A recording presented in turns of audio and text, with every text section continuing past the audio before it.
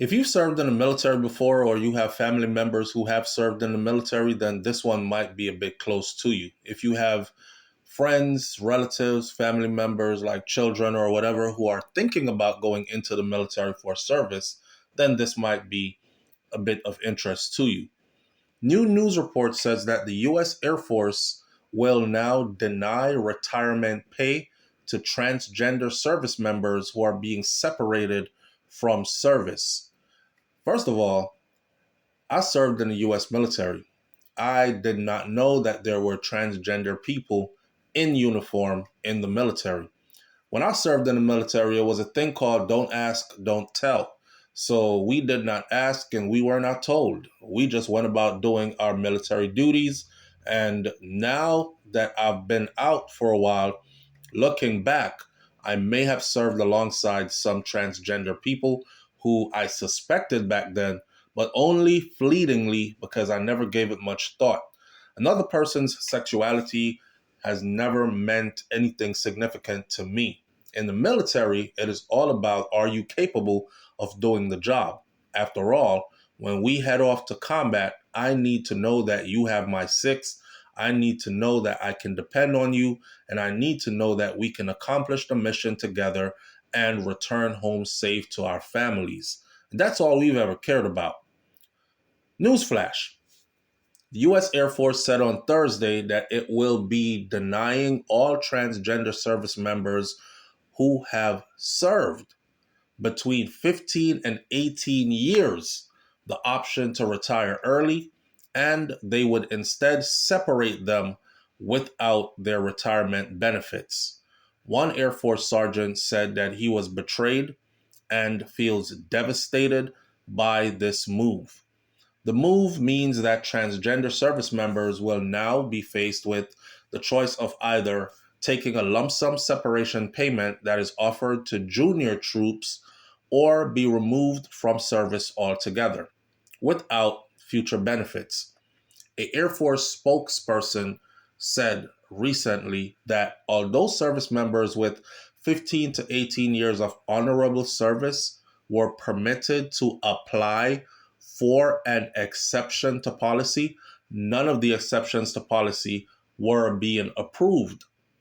About a dozen service members have been prematurely notified that they would be able to retire before that decision was reversed, according to the spokesperson who spoke on condition of please hide my identity to discuss internal Air Force policy. I'm willing to bet that if this is going to happen in the Air Force, it's going to happen in the Army, in the Marines, in the Navy, in all parts of our military, since there are transgender people in all parts of our military, it seems. A memo, which was issued on Monday, announcing the new policy, which was reviewed, said that the choice to deny retirement benefits was made after careful consideration of the individual applications. You got to understand these are people who have served 15 to 18 years. This is not a matter of are they capable of doing the job. They've been doing it for 15 to 18 years, two standards. All transgender members in the Air Force are being separated from service under the Donald Trump administration's policies. Separation process has hit some bumps. So the move comes after the Pentagon was given permission in early May by the Supreme Court to move forward with a ban on all transgender troops serving in the military days later. Defense Secretary Pete Hegseth announced a policy that would offer currently openly serving transgender troops the option to either volunteer to leave or take a large one-time separation payout or be involuntarily separated at later date. What that basically meant then is you didn't have a choice. You were getting out. So you could either take this money and leave, or you're going to be leaving anyways, regardless. We will forcibly separate you regardless. Some people took the money, ran for the hills, left, didn't want to fight. Majority of them have stayed. Majority of them thought that things would change in their favor. Majority of them were also convinced that there were some type of exemptions that they could apply for, which would help them. But it turns out that none of the exemptions are being approved. So now that leaves them in a spot where after 15, 16, 17, 18 years of service, they are about to be put out with no benefits whatsoever. A Pentagon official told reporters in May that they viewed the policy as as treating anyone impacted by it with dignity and respect. Wow.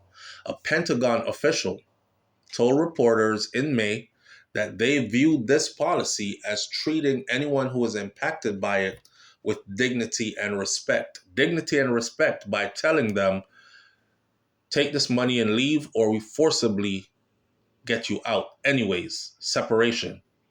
However, in late July, transgender troops told military.com that they were finding the entire separation process, which has included reverting their service records back to their birth gender. They're finding this dehumanizing or open cruelty. So, in order to go through with it, they have to go back to their birth gender as well. Shannon Leary, a lawyer who represents the LGBTQ plus community, people in employment discrimination cases, says that she expects lawsuits to challenge Thursday's decision. It seems quite arbitrary on its face and cruel, she said. These military members have dedicated their lives to serving our country. Now, normally, Larry said that when early retirement is offered in the military, it's available to all members who have served over 15 years. She said she expects other service branches to follow the Air Force path as well, which I said earlier. Once the Air Force does it, all other branches are going to do it because this was actually an order that came down from the president and from who he has put in charge of our military. Logan Ireland, a master sergeant in the U.S. Air Force, who has 15 years of service, including deployment to Afghanistan, is one of the airmen who are impacted by this policy, says, I feel betrayed and I'm devastated by this news. Ireland said that he was told that his retirement was being denied on Wednesday when his chain of command, with tears in their eyes, told him the news. Officials have said that on December 9th, 2024, there were 4,240 troops who are diagnosed with gender dysphoria, who are on active duty, National Guard, and Reserve. Pentagon officials have decided to use the condition and its diagnosis as the main way to identify troops who are trans. However, the two are not an exact match. Not every transgender person has the condition. As a result, there is an understanding that the actual number of transgender people within the military is roughly 2 million troops, may be even higher. Now, under the latest policy, active duty troops had until June 6th of 2025 to voluntarily identify themselves and receive a payout while exiting the military, while troops in the National Guard and the reserves, they had until July 7th of 2025 to accept a payout, identify themselves, and remove themselves from the military, or after that, you will be forcefully removed or forcibly removed. Pentagon officials previously told reporters that they plan to lean on commanders and existing annual medical screenings to find any transgender service member who do not come forward and identify themselves. You can call this the hunt for the transgenders in our military. Wow. Where do I start and what do I say? Okay, so let me put it, this is my opinion, right? And you're entitled to your own opinion. I find myself to be a very balanced person. I served in the infantry. In the infantry, we do everything together as men. Shit, shower, shave, sleep in sleeping bags together when we're out doing training missions and we are in ice cold areas.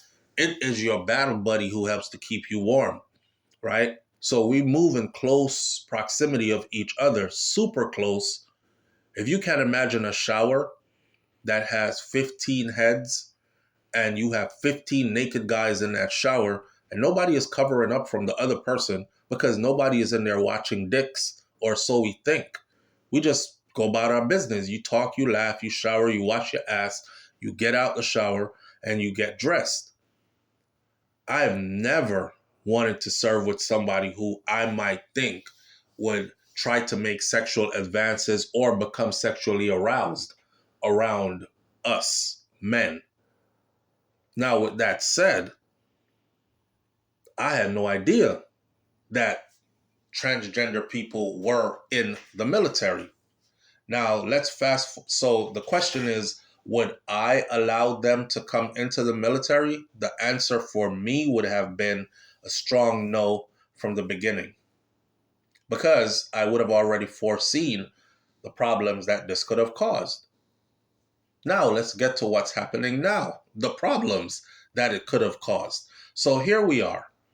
And we are trying to separate people who have already given 15 to 18 years of service. That is a long time to have served in the military. And these people have served effectively with no one being concerned about their sexuality or whether the sexuality hindered them from doing their job and defending the country properly. 18 years in, these people, if you're going to separate them, they should be given their full retirement pay and full benefits that comes with it. It's foul to just throw them out the military and say, you're transgender, take this money and leave. And if they go, I don't want to take the money and leave, I just want to finish out my time, I got 2 more years left, I love what I do. And you're like, nope, we want you up out of here immediately. Your kind should have never been in here in the first place. Damn, that's rough. That's rough. I don't know if that's the right thing to do. Like I said, from the beginning, I would have never found it okay to let them in. However, they've been in and they've served. I don't think it's right to just throw them out with no benefits attached. Leave your comments in the comment section below. Tell me what you think about this one. Also, did you ever serve in our military? And did you ever serve alongside people who you knew were transgender? Or are you like me, who served but had no idea that these people, transgender people, were in our military? I'll talk to each one of you in the comment section. And I'll catch you on the next video. I'm out. Peace.